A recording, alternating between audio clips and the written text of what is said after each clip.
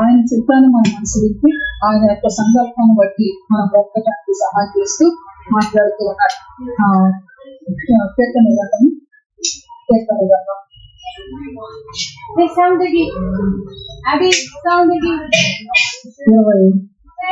అధ్యాయము, కీర్తన గ్రంథం 26వ అధ్యాయము 3వ వచనం చదవండి.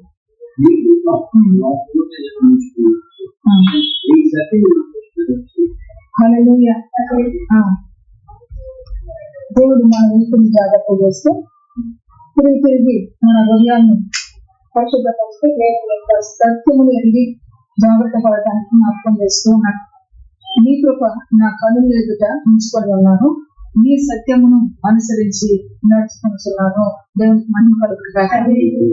ఈ కృప ఏం చేస్తూ ఉందంటే మనం ఎక్కలేని ఎత్తైన కొండపైకి ఎక్కించేదిగా ఉంది. ఈ కృప కన్నులు ఎదుట ఉంచుకొని దేన్ని అనుసరిస్తూ ఉన్నాడంట? సత్యాన్ని అనుసరిస్తూ ఉన్నాడు. ఎందుకు అనగా భక్తుల యొక్క జీవితాన్ని చూస్తే చూడండి ఒకసారి. కీర్తన గ్రంథము 61వ అధ్యాయము, కీర్తన గ్రంథం 61వ అధ్యాయము మొదటి వచనాలు చదువుతాం.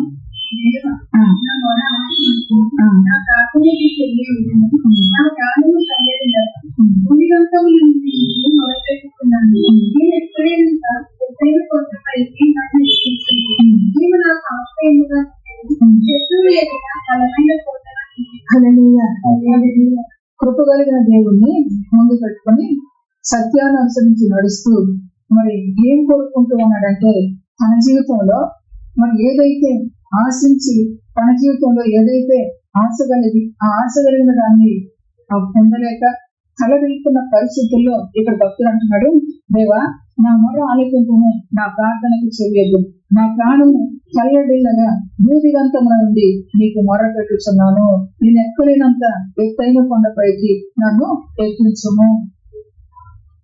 ఏంటి అసలు ఈ ఎత్తైన కొండపైకి ఎక్కితే మరి అతను ఏం సంపాదించుకున్నట్లు? ఏదన్నా నాకు ఇల్లు దేవాని అంటే అది బాగుంటుంది, లేదా నేను ఈ పట్టణాన్ని గ్రహించేటట్టుగా నాకు సహాయం చేయమంటే అది బాగుంటుంది. కానీ మరి ఇక్కడ ఏం చేస్తూ ఉన్నాడు? నేను ఎక్కలేని ఎత్తైన కొండపైకి నన్ను ఎక్కించు. ఎత్తైన కొండపైకి ఎక్కితే ఏముంది? పైన ఎండ తగిలిద్ది, అంతేగా. మన జీవితానికి మహిమ కలిగిన దేవుడుగా జ్ఞాపకం చేస్తూ ఉన్నాడు. ఎత్తైన కొండపైకి ఎక్కితే అక్కడ తనకి ఇల్లు ఉందా, తనకు వర్షం వస్తే దాచే చోటు ఉందా, ఎండ తగులుతూ ఉంటే దాగే చోటు ఉందా?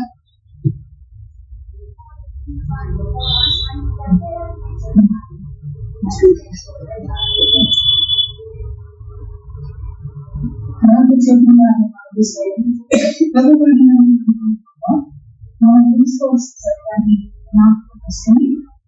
దేవుడితో ఆ కుటుంబానికి ఎక్కడే ఎత్తైన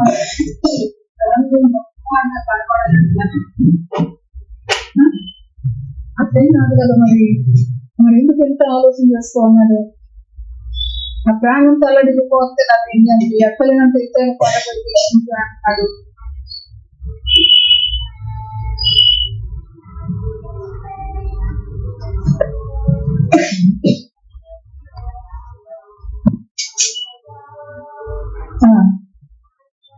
మన వీటిని జాగ్రత్త చేసే నిత్యం మహిమ కలదు.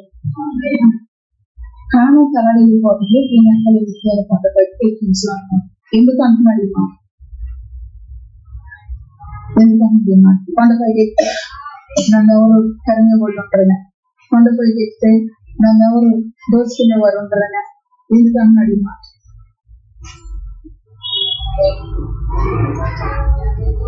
ఒక్కరోజు ప్రభు దగ్గర మనం గడపటం 1000 దినాల కంటే శ్రేష్టం అన్నమాట. ఆ శ్రేష్టమైన జీవితాన్ని జీవించడానికి జ్ఞాపకం చేస్తూ ఉన్నాడు. ఈ భక్తుడు తన ప్రయాస, తన యొక్క ప్రాణము తలడిల్లుతున్న పరిస్థితులు ఏంటో మనం గమనించినప్పుడు ఇలా నవ్వుతూ వచ్చి ఆయన తన పనులు ఎదుట కృపను, దేవుని కృపను ఉంచుకుని ఏం చేస్తున్నాడు? సత్యాన్ని అనుసరించి నడుస్తున్నాను అన్నాడు. ఈ నడిచే నడకలో దేవుని సహాయాన్ని కోరుకుంటూ, ఈ సత్యాన్ని అనుసరించి నడిచే నడకలు దేవుని సహాయాన్ని కోరుకుంటూ నేను ఎక్కలేని స్థితికి నన్ను ఎక్కించు అని చెప్పేసి మరి దేవుని యొక్క వాక్యం ద్వారా మాట్లాడుతూ ఉంటున్నాడు.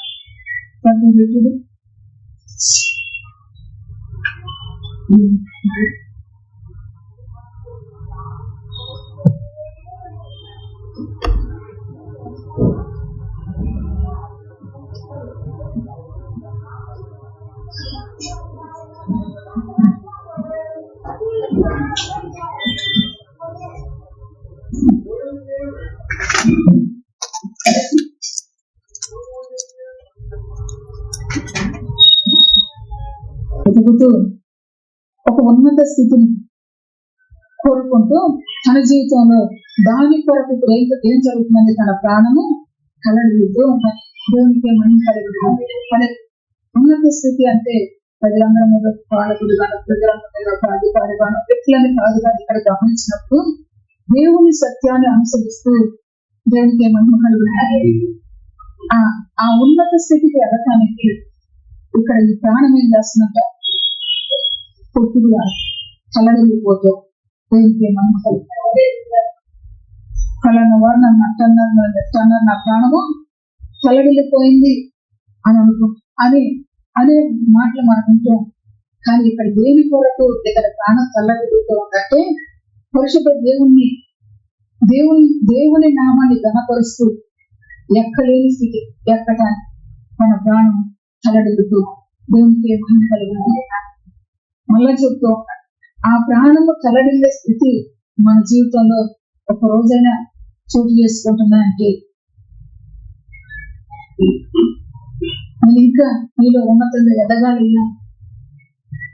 నేను ఇంకా నీలో నీ సత్యాన్ని ఎదగాలి అని మన ప్రాణం ఏమన్నా ఆ విధంగా కలడిల్లే పరిస్థితులు అనుకుంటే అంటే మనిషిగా నేను ఏ ఒక్కరిని బట్టినట్టు మనిషి స్వభావం ఎట్లా ఉంటుందంటే ఫలానా దాని కొరకు ఫలానా దీని కొరకు మనం కలడిల్లిపోతాం. రేపు మాకు ఏదో అవసరం మాకు ఏదో డబ్బు తేవాలి మన ప్రాంతం కలడిల్లిపోతాం. ఇక్కడున్న విశేషం ఏంటంటే ఎక్కలేని కొండకు ఎక్కడానికి ప్రాణము కలడిల్లుతుంది. దేవునికి కలిగి ఆ కొండగా దేవుని యొక్క ఆశ్రయంగా దేవుని యొక్క సహాయం ఎవరిని ఆయన సహాయం కోరుకుంటాడని దేవానికి దేవుని సహాయం కోరుకుంటూ ఉంటాడు. మళ్ళా చెప్తున్నాను, పరిశుద్ధ లేఖనాల్లో ఉన్న సత్యాన్ని మనం అడగటానికి ఒక్కొక్క దినం ఒక్కొక్క రీతిగా ప్రభు ఏం చేస్తూ ఉన్నాడంటే మనకు మన యొక్క ఆత్మదీపాన్ని వెలిగిస్తూ మనోనేత్రాన్ని వెలిగిస్తూ సహాయం చేస్తూ ఉంటాడు. దీనికి మంచి కలుగుతా మనుషులంగా మనందరి జీవితాల్లో మనం ఆశించేది మన అవసరం తీరకపోతేనో మనం ఆశించిన మన దొరకకపోతేనో చాలా కలగిలిపోయే పరిస్థితులు. అయ్యో నేను ఎట్లా అనుకున్నాను, ఇది జరిగింది అనుకున్నాను, జరగలేదు, నా ప్రాణం చాలా కలగిలిపోయింది అని మనం అనుకుంటున్నాం. కానీ దేవుని యొక్క వాక్యంలో భక్తుల యొక్క మనసును మనకు తెలిపి ఎంత విశేషముగా తను పలుకుతూ ఉన్నాడో దేవుని లేఖనాల్లో మనకు అప్పుతారు. చదువుతున్నాను. దేవ నా మొరను ఆలకింపుము, నా ప్రార్థనకు చెవియొగ్గుము, నా ప్రాణము తలడిల్లగా భూమి దిగంతముల నుండి నీకు మొరపెట్టుచున్నాను. నీ లెక్కలేనంత ఎత్తైన కొండపైకి నన్ను ఎక్కించుము. వాళ్ళు నన్ను అట్టన్నారు, నన్ను అట్టన్నారు అని చెప్పేసి అంటలేదు. వీటన్నిటినీ అధిగమించడానికి దేవుని సహాయాన్ని కోరుకుంటూ ఉన్నారు. దేవునికి మహిమ కలుగుతాయి అని సౌలు తనను తరుముతూ ఉన్నప్పుడు సౌలు తన చేతిని చెప్పాడు. ఇటువంటి పరిస్థితుల్లో తనతో ఉన్న వ్యక్తి దేవుడిని ఇచ్చిన అవకాశం అయి ఉండొచ్చు, నేను చూస్తూ అని చెప్పేసి అంటూ మనసు చేసింది ఒకేస్తే అయిపోతాడు, ఇంకా అర్థం లేకుండా పోతాడని చెప్పేసి. కానీ చేరాల్సిన గమ్యస్థానం చేరటానికి ఇక్కడ ప్రాణం ఏమవుతుంది,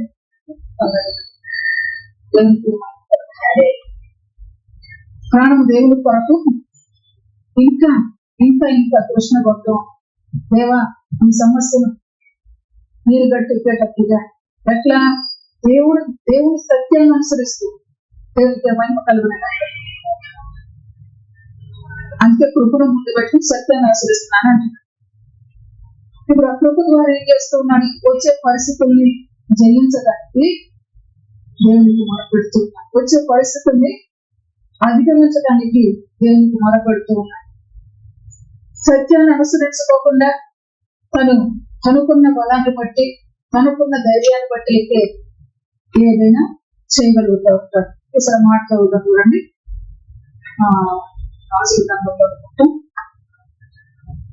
రాజుగాను అక్షర్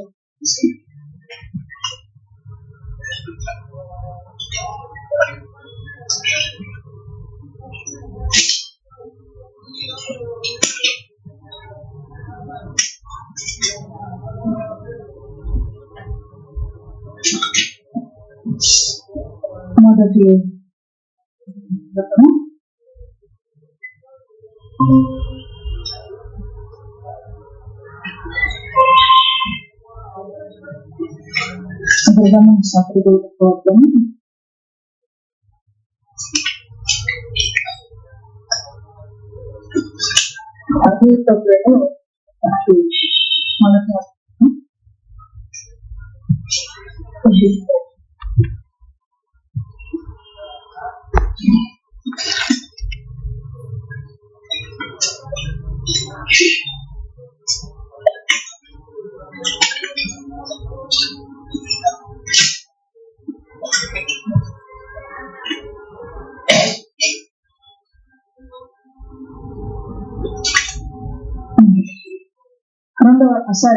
రెండవ సమూయేలు గ్రంథము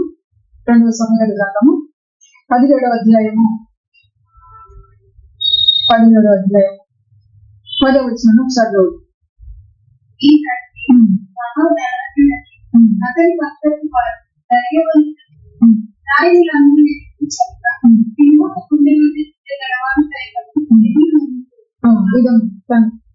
దావీదు ఎటువంటి వాడంటే ఎదుటోళ్ళు సింహపు గుండె వంటి గుండె కలిగిన వాడు కూడా దావీదు ఎదుట ఏమవుతుందంటే దిగులు ఉండేవాడిగా ఉన్నారు.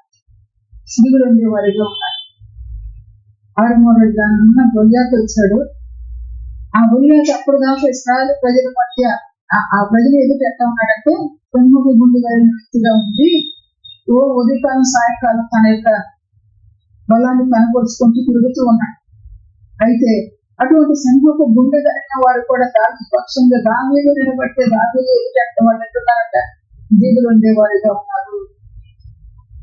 దావీదు ఎదుగుతున్నాడు. తన తండ్రి మహాబలాఢ్యుడు, అతని పక్షపు వారు ధైర్యవంతుడు, ఇశ్రాయేలు వెలుగుడు కనుక సింహపు గుండె వంటి గుండె గల వారు సైతం దిగులు ఉండేవారు. ఎందుకు ఈ మాట జ్ఞాపకం చేస్తూ ఉన్నాడు? ఇటువంటి దావీదు సింహపు గుండె కలిగిన అటువంటి వాళ్ళే దావీదంటే భయపడే పరిస్థితులే. మరి ఇటువంటి దావీదు ఇప్పుడు ఏం చేస్తూ ఉన్నాడు?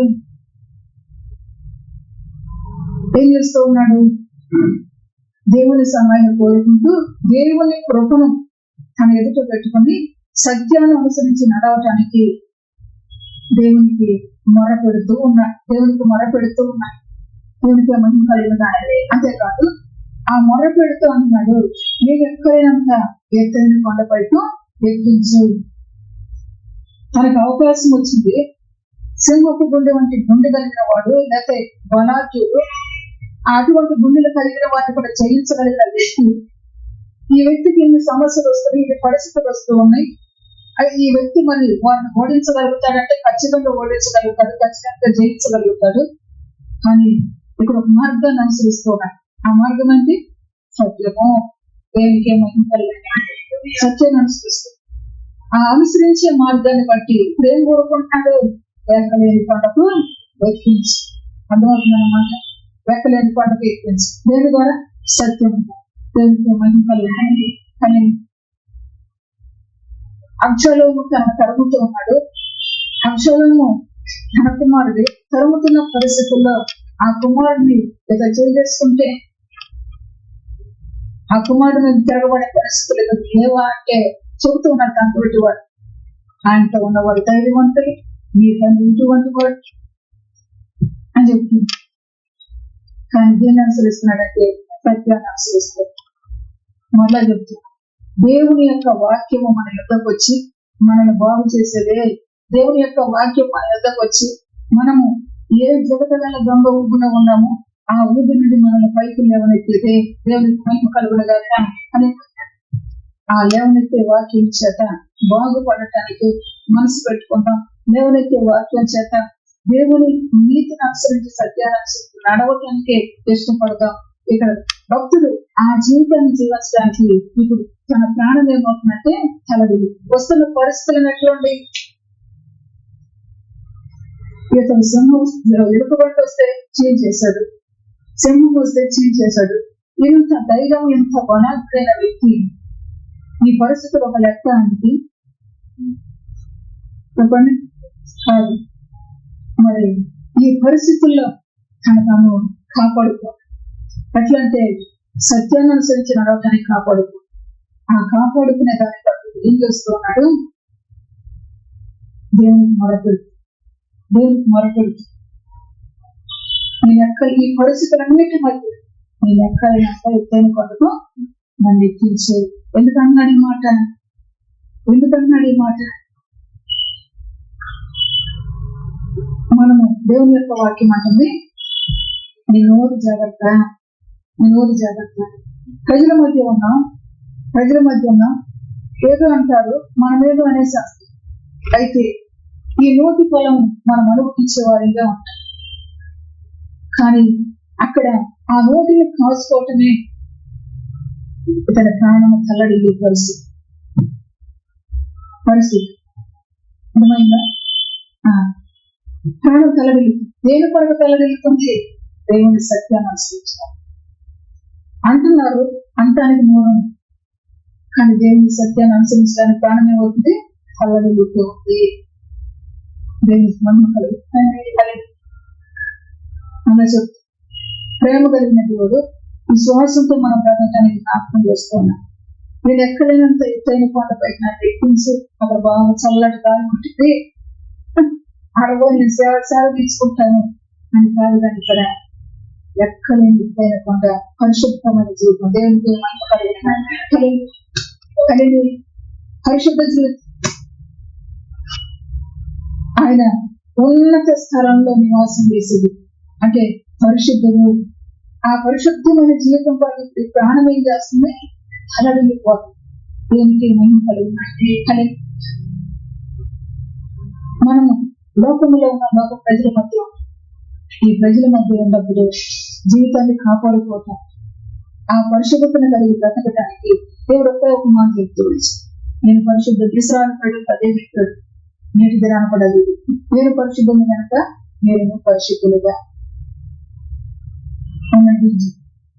ఇప్పుడు ఆ పరిశుద్ధమైన జీవితం కొరకు దావీదు ప్రాణం ఏం చేస్తుందంటే తలడిల్లిపోతూ ఉన్నాయి. దేవునికి మహిమ కలుగుతుంది. మనం ఎప్పుడైనా మన ఇంట్లో మన పరిస్థితుల మధ్య మనం ఉండి మన జీవితంలో అయ్యా ఈ పరిస్థితులన్నింటిలో నన్ను నేను కాపాడుకునేటట్లుగా ఎక్కడైనా ఎత్తైన కొండ పరిశుద్ధమైన జీవితం నేను జీవించగలిగేటట్టుగా నీ సహాయం నాకు దయచేయమని మన ప్రాణం ఎప్పుడన్నా దేవుడికి మొరపెట్టిందా? మన ప్రాణం ఎప్పుడన్నా దాని కొరకు తలడిల్లుతూ ఉందా? నువ్వు తండ్రి నేను రెండంట, నువ్వు రెండంటే నేను 10 అంట అన్నట్టుగానే మన మనసులో. అయితే దేవుని యొక్క వాక్యం సెలవిస్తుంది, నిన్న నేడు ఏకరీతిగా ఉన్న దేవుడు. ఆ దేవుడి దగ్గర జ్ఞానాన్ని సంపాదించుకున్న వ్యక్తి యొక్క జీవితాన్ని మనకు నేర్పిస్తూ ఆ జీవితంలో ఉన్న విశేషాన్ని తెలియజేస్తూ దేవుడు జ్ఞాపకం చేస్తూ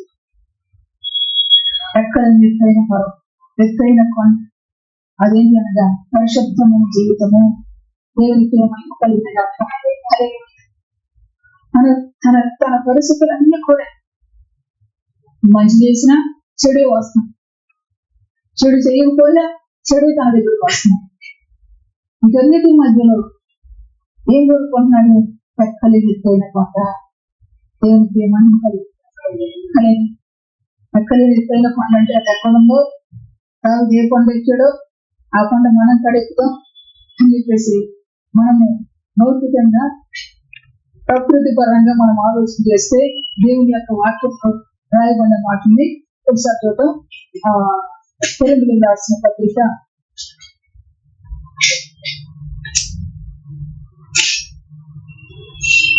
1 కొరింథీ పత్రిక 2వ అధ్యాయము 10వ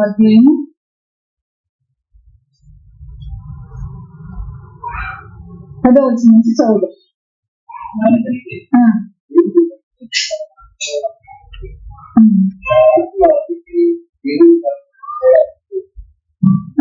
దేవునికి మహిమ కలిగి ఇక్కడ ఈ అపోస్తలులు లేక ఈ భక్తుల యొక్క జీవితంలో దేవుడు ఆత్మ వలన ఏం చేస్తున్నాడంటే బయలుపరుస్తూ ఉన్నాడంట.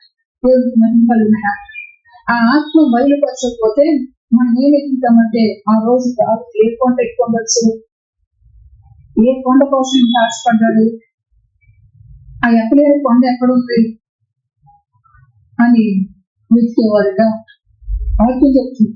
మనమైతే దేవుడు వాటిని తన ఆత్మ వలన బయలుపరిచి ఉన్నాడు. మనకై ఆ ఆత్మ అన్నిటినీ దేవుని మనసులో కూడా పరిశోధించుతున్నాడు. హల్లెలూయా.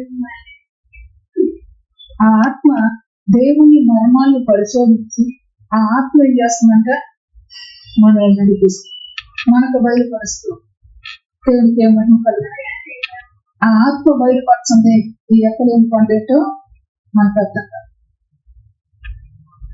ఎక్కలేని కొండ కొరకు ఆత్మ బయలుపరచండి. ఎక్కలేని కొండ కొరకు ఎక్కడికి వస్తామంటే ఇంకో దావుడు ఎక్కిన కొండ ఈ కొండ ఉండొచ్చు, దావుడు ఎక్కిన కొండ ఆ కొండ ఉండొచ్చు. ఒకవేళ భౌతికంగా ఎక్కాడేమో కానీ తన ఆత్మస్థితిని ఇక్కడ దేవుడు మనకు జ్ఞాపకం చేస్తుంది.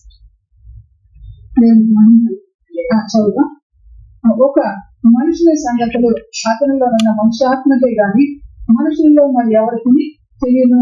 అలాగే దేవుని సంగతులు దేవుని ఆత్మకే గాని మరి ఎవరికి తెలియదు.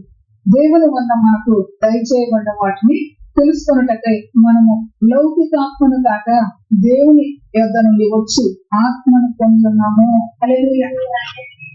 లౌకిక మనము దేవుని సంగతిని ఎరగదని దేవుని వల్ల మనకు దయచేయబడిన వాటిని తెలుసుకోవడానికి లౌకిక ఆత్మతోనే మనం ఉంటే ఏం చేస్తామంటే దాన్ని ఏ కొండ ఎక్కాడు, ఏ కొండ కోసం ఎంతగా ఆశపడ్డాడు, ఏ కొండ కోసం ఎంతగా ఎక్కించమని దేవుడు అడుగుతూ ఉన్నాడు.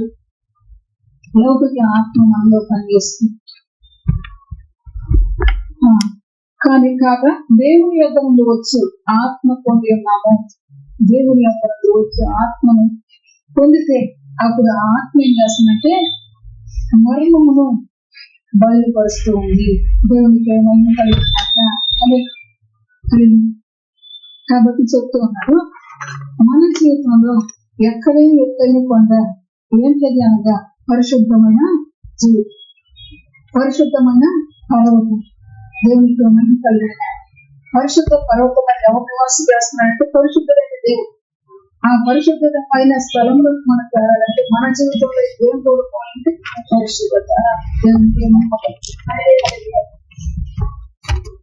కాబట్టి మొత్తం జీవితంలో నుంచి మనం తెలుసుకోవాల్సిన తత్వాన్ని జ్ఞాపకం చేస్తాం. దీని కొరకు అతడు ఏమి తన ముందు ఉంచుకున్నాడంటే దేవుని యొక్క కృపను. ఆ కృపను బట్టి ఇప్పుడు ఏం చేస్తున్నాడు, దేవుని వేడుకుంటూ దేవుని సహాయాన్ని కోరుకుంటూ లౌకిక ఆత్మ మనలో పనిచేసి దేవుని కృపను ముందు పెట్టుకొని, అయ్యా మా సైకిల్ లేదయ్యా, సైకిల్ సైకిల్ సైకిల్ అయితే నాకు కారు లేదయ్యా, కారు కారు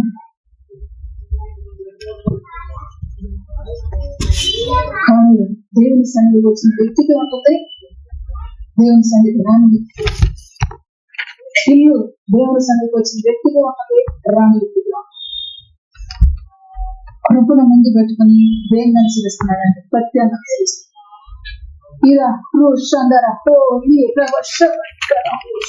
ఆయన నామ మహిమార్థంగా నీకు జన్మనిచ్చి ఆయన నామ మహిమార్థంగా నీ పేరు జీవ గ్రంథంలో పిలిచే రీతిగా నా బ్రతుకు పరిశుద్ధ పరుస్తున్న దేవుడు నాతో ఉన్నాడని విశ్వసిస్తే ఆమె పడుకుంటాడు. అలా చెప్తాను. ఈ లౌకికమైన ఆత్మ చేస్తున్నాడు. ఆ కృపను పెట్టుకుని లౌకికమైన వాటి లౌకికమైనదంటే ఈ భూలోకానికి సంబంధించిన భౌతికమైన విషయాలు. వాటి కొరకు కృప ద్వారా ఇది దొరికింది, అది దొరికింది, ఇది దొరికింది, అది దొరికింది అని చెప్పేసి ఆ దేవుని కృపను పెట్టుకుని విశేషమైన దానం నాకు లభించింది అని చెప్పి వ్యక్తి ఏం చేస్తున్నాడంటే ఈ లెక్కలైన వ్యక్తి. ఎందుకు ఎక్కలేడు దావీదు కొండల బొట్టులు దాటాడు, మరి ఎందుకు ఎక్కలేడు అంటున్నాడు? ఆ కొండకు ఎక్కాలంటే దేవుని యొక్క వాక్యం అంటుంది, మీ నోట కపటం ఉండకూడదు, మీ నోట మీ విధముల మోసం ఉండకూడదు. మరి ఈ సంగతులన్నీ చెప్తున్నాడు కాబట్టి దేవుని యొక్క సహాయాన్ని కోరుకుంటూ నేను రాత్రి కాలం ఈ వారం అంతా దేవుని కనిపెడుతున్నా.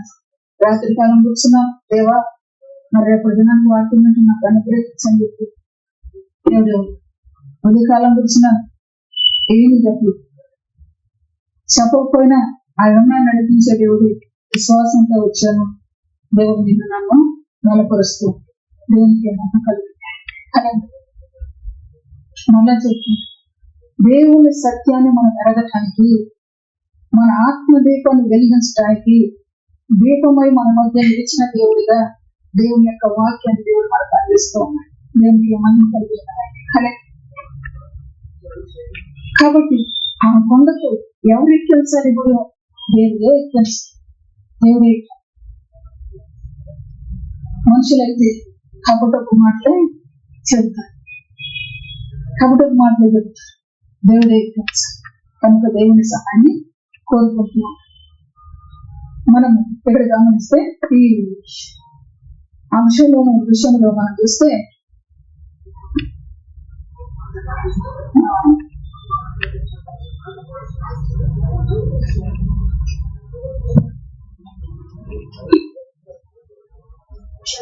ఇతనికి ఆలోచన కర్తలు ఉన్నారు. 2వ సమూయేలు గ్రంథం 11వ అధ్యాయం, 2వ సమూయేలు 11వ అధ్యాయం అహీతోపెలు ఆలోచన పెడుతూ ఉన్నాయి. ఇప్పుడేంటి, జయించే దాని కొరకే అబ్షాలోము ఏం చేస్తున్నాడు? ప్రయత్నం చేస్తూ ఈ జయించే దాని కొరకు, ఈ సమస్యను అధిగమించే దాని కొరకు ఒక మనిషి సహాయం కోరాడు. ఆ మనిషి ఎటువంటి ఆలోచించాడు? మోసపూరితమైన ఆలోచన. ఇప్పుడు కుమారుడు తండ్రిని ఏం చేయాలి? సన్మానించాలి. ఇప్పుడు ఈ వ్యక్తి వచ్చి ఏం చేస్తున్నాడు? తండ్రికి కుమారుడికి మధ్య వివాదం జరుగుతుంది. కాబట్టి మనుషుల యొక్క లౌకికమైన ఆత్మతో ఉంటే కనుక ఆ వ్యక్తి ఆ కొండపై ఎక్కలేదు. దావీదుని ఏ ఆత్మ పని చేస్తుంది? దేవుని యొక్క పరిశుద్ధమైన ఆత్మ. దేవునికి మహిమ కలుగుతుంది. ఆటంకములు వస్తూ ఉంటే ఆటంకములను, అవరోధాలను అధిగమించడానికి మనుషుల దగ్గరికి వెళ్తే మనుషులు రకరకాల సలహాలు ఇస్తూ దేవుని దగ్గరకు వస్తే దేవుడు ఏం చేస్తాడు? ఆటంకాన్ని తొలగిస్తాడు. దేవునికి ఏమని కలుగుతుంది? ఆ అవరోధాలను కొట్టి వేస్తాడు. అందుకు అదే ఇక్కడ దావీదు ఇక్కడ ఎవరి దగ్గరికి వచ్చారు? దేవుని దగ్గరకు వచ్చి దేవునికి ఏమని కలుగుతుంది? దేవుని దగ్గరకు వచ్చి దేవునితో చెప్తున్నాడు, దేవా నా మొర ఆలకించుము, నా ప్రార్థనకు చేరుకున్నాను, నా ప్రాణము కలగున్నగా భూదిగంతముల నుండి నీకు మొర పెడుతున్నాను. నేను ఎక్కడినంత ఎక్కైన కొండపైకి నన్ను ఎక్కించను అని అడుగుదాం ప్రభుని. ఎందుకనగా చెబుతూ ఉన్నాను, కాలము సంకుచితము అని. కాలము సంకుచితం. ఈ సంకుచితం అంటే కొద్ది కాలం. ఈ కొద్ది కాలంలోనే మనం తెలుసుకోవాల్సిందంటే, ఈ కొద్ది కాలంలోనే కృప ద్వారా మనం దేనిని అనుసరించి, కృప అంటే నేర్పించింది, నడిపించింది.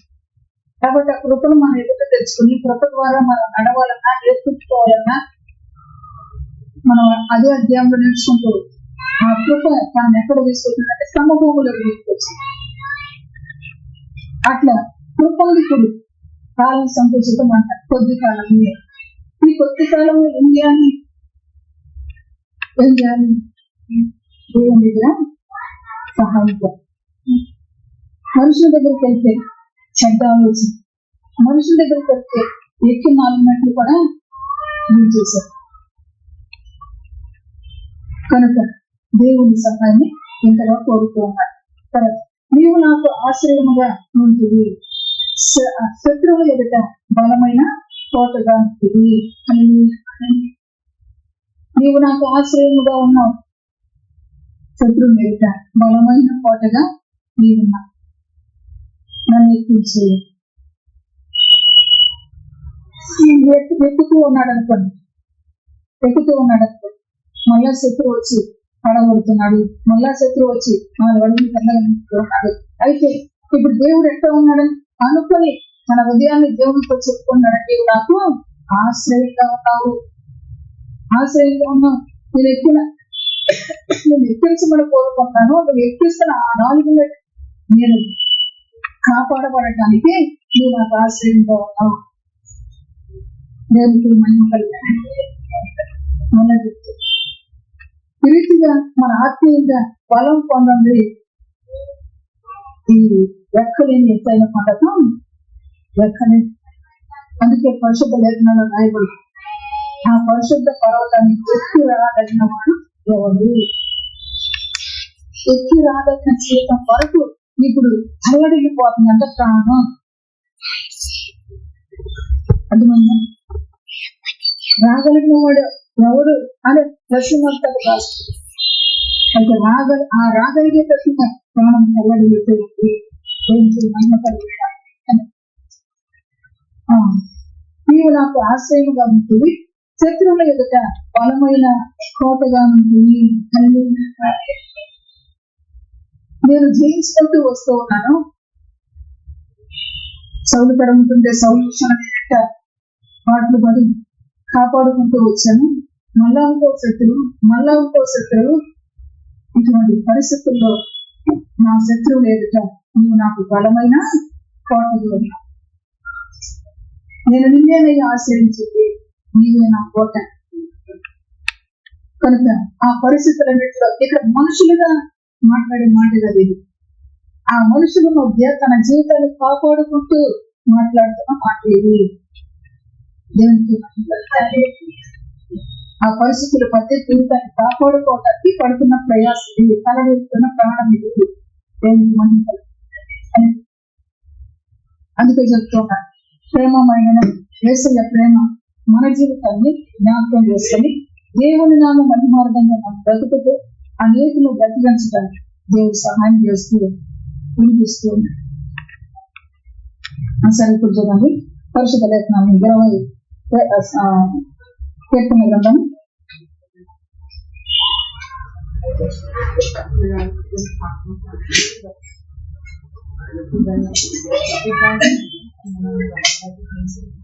24వ అధ్యాయము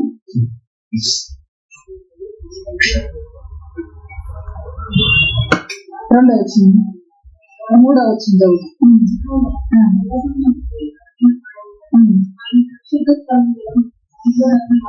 దేవునికి మహిమ కలుగును గాక.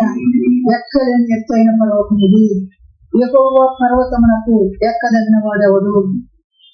ఎక్కలేని ఎత్తైన పర్వతం ఇది. పర్వతాల గొట్లు లోకంలో ఎంతమంది వెళ్తున్నారు, వెళ్తున్నారు, దిగుతున్నారు. అయితే ఈ పర్వతానికి ఎక్కదగిన వాడు, ఆ పర్వతానికి ఎక్కించమని దేవుడి దగ్గర ప్రాణం కలగబెట్టాడు. ఈ రోజు నువ్వు బ్రతుకు, నీ బ్రతుకు అనేకులకు మాదిరికరంగా ఆయన జీవిస్తాడు. దేవుడికి నమ్మకాలు. ఈ రోజు నువ్వు నేర్చుకున్న దాన్ని బట్టి ఆ విశ్వాసం, ఆ వెలియంతో దేవుని సహాయాన్ని కోరు. ఎక్కలేని ఎత్తైన కొండకు ఎక్కించి దేవుడే మన దేవుడిగా మనకు సహాయం చేయగలిగిన గొప్ప దేవుడా. దేవుడికి నమ్మకలిగిన పరిశుద్ధ పర్వతమునకు ఎక్కదగిన వాడెవడు? ఆయన పరిశుద్ధ స్థలంలో నిలవదగిన వాడెవడు?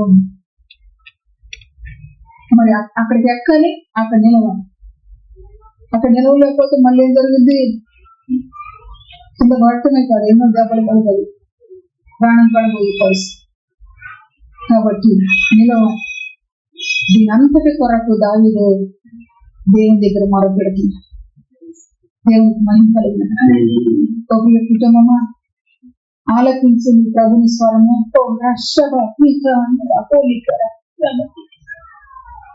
ఆలకించు మీ దేవుని స్వరము. దేవునికి మహిమ కలిగిన ఆయన మాట నీ యొద్దకు వచ్చినప్పుడు తృణీకరించొద్దు. ఆయన మాట నీ యొద్దకు వచ్చినప్పుడు భయముతో విశ్వాసముతో లోబడిన నీవి దేవుని నీతిని, దేవుని సత్యాన్ని అనుసరించి నడుస్తున్నట్టుగా కృప నీకు సహాయం చేసేదిగా, నిలబెట్టుకునేదిగా, ఆయన తోడు నీడ అనుగ్రహించగలిగిన గొప్ప దేవుడుగా ఉన్నాడు. ఇప్పుడు ఎంతో మంది జనంలో కొద్ది మంది, అయితే కొద్ది మంది మధ్యలో ఉన్న దేవుడు మాట ఇచ్చాడని నేనున్నాను. ఉన్న దేవుడు సహాయం చేస్తుంది. ఆయన పరిశుద్ధ స్థలంలో నిలవదగిన వాడెవడు? వ్యర్థమని దాని యందు మనస్సు పెట్టకయు, కపటముగా ప్రమాణము చేయకయు. మరి ఇవన్నీ కూడా ఈ జీవితంలో వస్తూ ఉంటుంది. అయితే ఇవన్నీ మరి జరుగుతూ ఉన్నాయి. ఆయన దేవుని దగ్గర నిలిచేటట్లుగా ఇప్పుడు ప్రాణం ఏం చేస్తున్నట్టు కలగలుగుతూ అది ఈ మనుషుల మధ్య నేనున్నా, ఈ ప్రజల మధ్య నేనున్నా. నన్ను అక్కడ నిలబెట్టి భక్తులైన యెషయా అంటారు, అపవిత్రమైన ప్రజల మధ్య నేనున్నాను. ఎందుకన్నాడు ఆ మాట? ఎందుకన్నాడు? చదివింటున్నా యెషయా గ్రంథం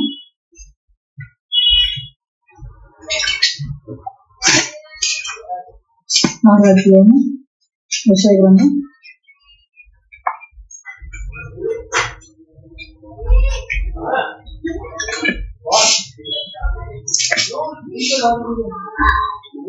6వ అధ్యాయము 5వ వచనం చదువుదాం.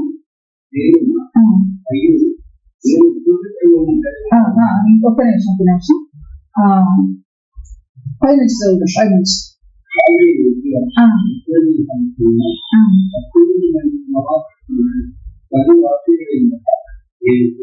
హల్లెలూయా. ఏం చూశాడంట? అత్యున్నతమైన సింహాసనమందు ప్రభు ఆశీనుడైండగా చూశాడు. చూసి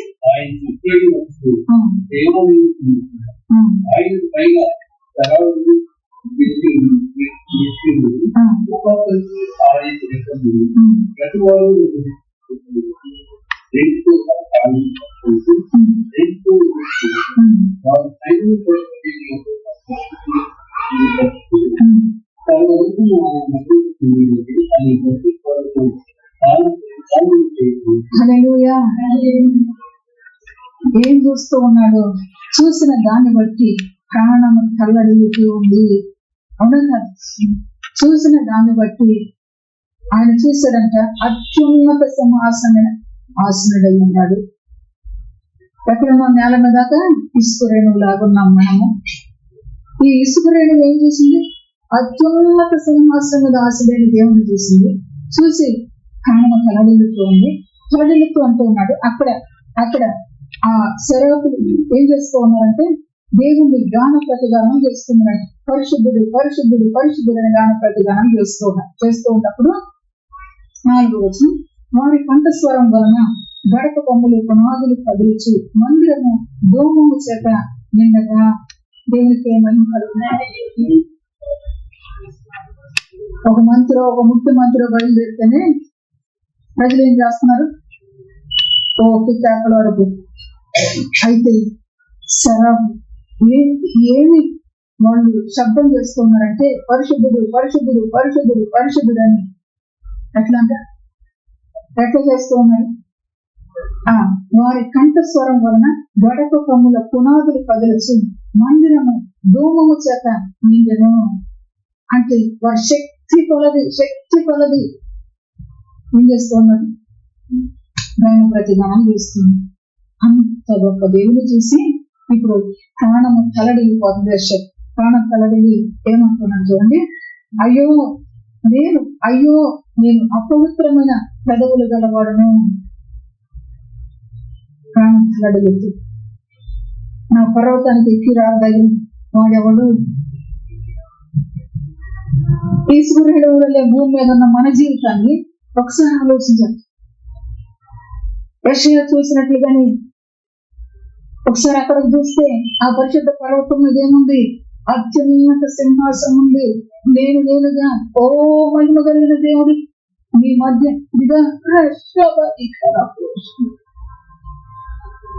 పట్టజాలని దేవుని యొక్క మహిమ ప్రభావాలతో బ్రతకటానికి దేవుని వాక్కుని నీకు ఇస్తూ ఉన్నానని చెప్తున్నా. ఇది అంటే అశ్చర్యాలు.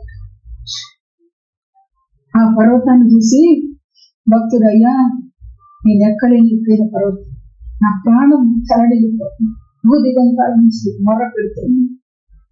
మనం ఎప్పుడన్నా ఈ జ్ఞానం మనలోకి వచ్చిందా? ఈ విలువ మనలోకి వచ్చిందా? భక్తుడు అంటూ ఉన్నాడు, నేను అపవిత్రమైన పెదవులు గలవాడను, అపవిత్రమైన పెదవులు గల జనుల మధ్యను నివసించేవాడను. నేను నశించితేనే రాజును సైన్యములు కడిపదే యెహోవాను నేను కనులారా చూసుకున్నందుకు. అక్కడ నుండి ఏం చేస్తున్నాడు?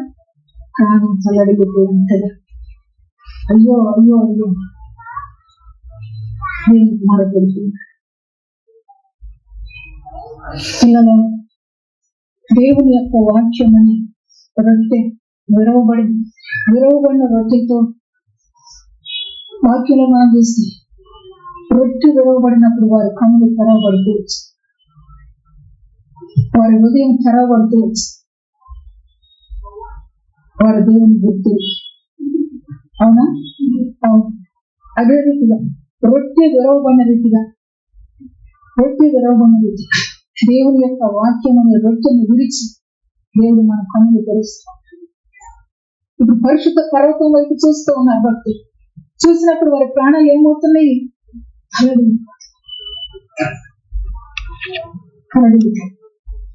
మనకు చెప్తున్నాయి పరిశుద్ధ పర్వతానికి ఎక్కి రావాలి. మన ప్రాణం మనకు దేవుని యొక్క వాక్యం ఎంత జాగ్రత్తగా నువ్వు పఠిస్తే, దేవుని యొక్క వాక్యాన్ని ఎంత విలువగా నువ్వు గ్రహించుకోగలిగితే అంత జాగ్రత్తగా దేవుడు మనల్ని నేర్పించగలరు. చూస్తున్నా ఆ పరిశుద్ధ పర్వతం వైపు చూస్తారు. ఇక్కడ అత్యున్నతమైన సింహాసనం. అక్కడికి వెళ్ళాలి అంటే ఈ మనిషి మనసులో వ్యర్థమైంది ఉండకూడదు. అక్కడికి వెళ్ళాలి అంటే ఈ మనిషి మనసులో కపటం ఉండదు. భక్తులు ఏం చేస్తున్నారు? వారి ప్రాణాలు అల్లాడుతూ మన ప్రాణం దేవుని కృపను ముందు పెట్టుకుని మన ప్రాణం, అయ్యా నాకు అది లేదు, నాకు ఇది లేదు, ప్రాణం బోరం చేసేదిగా ఉంది. అయితే మన దేని కొరకు అడగాలి, మన దేని కొరకు మొరపెట్టాలి, మన దేని కొరకు దేవుని సహాయం కోరుకోవాలి, దేవుడు జ్ఞాపకం చేస్తుంది. నీ వలన వినేవాడు ఏమవుతాడు? వాక్యం చెప్తుంది, వినినవాడు ధన్యుడు, దేవునికి మహిమ కలుగుగా. వినిన వారు భక్తుల యొక్క జీవితాలు మానేసి వినిన వారు ధన్యులు అవుతుంది. గైకొనిన వారు మరి ధన్యులు, దేవునికి మహిమ కలుగుగా. నిలబెట్టుకుంటున్నాడు జీవితాన్ని, కడుతూ ఉన్నాడు జీవితాన్ని. దేవుని మహిమార్థంగా బ్రతకటానికి మనసు, దేవుని మహిమార్థంగా బ్రతకటానికి నీ చెవినిచ్చి ఆయన్ని గొప్ప. ఈరోజు నీకు ఇచ్చిన మాటల ద్వారా దేవుని గొప్ప, దేవుని మనపచ్చు. ఇప్పుడు అర్థమైందా ఎందుకు ఎంతగా అల్లాడిపోతున్నారు, ఎంతగా వీళ్ళ ప్రాణాలు ఎందుకు తలడిల్లుతూ ఉన్నాయి. మరి ఏ రోజైనా మనం వచ్చి మన ప్రార్థనలు, మన జ్ఞానము, మన యొక్క ఆలోచనతో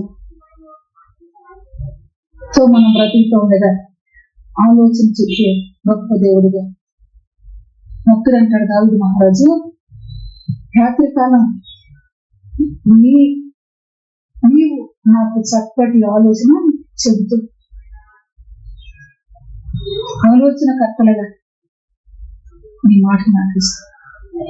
రోజు దేవుని సన్నిధికి వచ్చిన మన జీవితం ఆలోచన కర్తలు అని సహాయం చేస్తుంది. దేవునికి మహిమ కలిగిన రెండింతల మేలు చేసే మహిమ కలిగిన దేవుడిగా ఆయన మాటతో మనల్ని ఆశీర్వదించారు. దేవునికి మహిమ అడుగుదామా మరి ప్రభు ఆ పరిశుద్ధ పర్వతం ఎక్కించి, నేను ఎక్కలేని పర్వతం, ఎక్కడైతే ఈ పర్వతాలు ఎక్కగొట్టి ఎక్కువ వస్తున్నా, ఎత్తైన శిఖరాలను ఎవరెస్ట్ శిఖరాలు ఎక్కువ వస్తున్నా, ఇంకొక పర్వతాలు ఎక్కువ వస్తున్నా, చంద్రమండలానికి వెళ్ళి వస్తున్నా, ఇంకా రకరకాలు చూస్తూ, కానీ మరి ఎక్కలేని ఎత్తైన పన్ను ఏంటి, ఈ ఎత్తైన పర్వతం ఏంటి? అదే పరిశుద్ధ పర్వతము. దేవునికి మహిమ కలుగున గాక. హల్లెలూయా. ఆ రీతిగా ఎక్కటానికి మీరు జీవితాన్ని చేస్తే ప్రాణాలు కలగలుగుతారు. పశ్చాత్తాపడతాను, ప్రభు సహాయం కోరుతాను.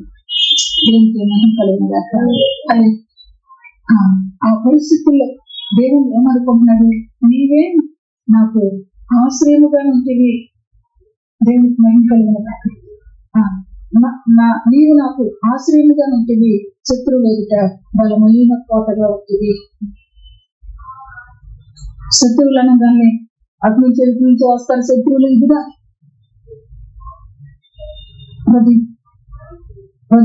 హృదయ పరిస్థితి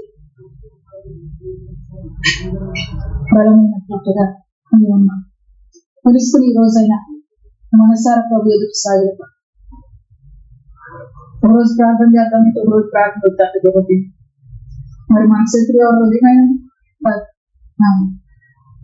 దానికి బలమైన కోటగా ప్రభుని మనం పెట్టుకుని దేవుని సహాయాన్ని కోరుకునే వారు ఉన్నారు. దేవునికి మహిమ కలుగుతుంది. గనుడు మహాగణుడుగా విశ్వాసానికి కర్తగా నీవు వినుట వలన నీవు విశ్వాసము కలిగి దేవునికి ప్రార్థన చేస్తావు. పరిశుద్ధ వాక్యం కలిగిస్తుంది. వినిపించేవాడు లేకపోతే వినలేరు, వినిపించేవాడు ఉంటే వింటాడు. వినిన వాడు విశ్వసించి ప్రార్థన చేస్తాడు. ప్రార్థన చేసిన వాడు ఏమవుతున్నాడు?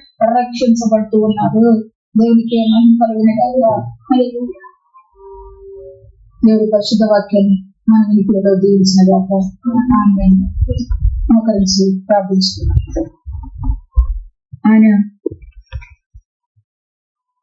మన జీవితాన్ని నమ్మదగిన దేవుని దగ్గరికి వచ్చి మన జీవితాన్ని రక్షిస్తూ నమ్మకంగా బలపరుస్తూ ఆయన చేస్తున్న సహాయం విశ్వాసము దేవునికి కృతజ్ఞత స్థితిలో చెప్పిస్తూ దేవుని నా మహిమ సత్యాన్ని ఎరగని భౌతిక ఆత్మతో ఆత్మ యొక్క సంగతిని ఎరగని స్థితిలో ప్రతి పోజేయగలకపోయినా దేవుని సహాయాన్ని కోరుకుంటూ ప్రార్థన చేద్దాం. ప్రేరేపించబడిన వారు ఎవరైనా ప్రార్థించి ప్రభుత్వాన్ని గనపరచొచ్చు.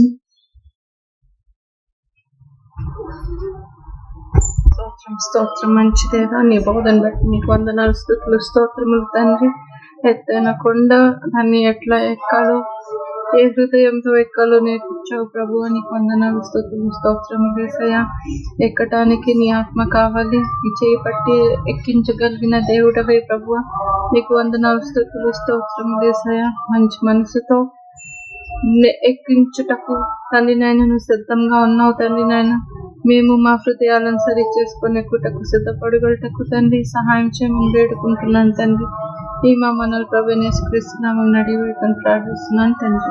ఆమేన్.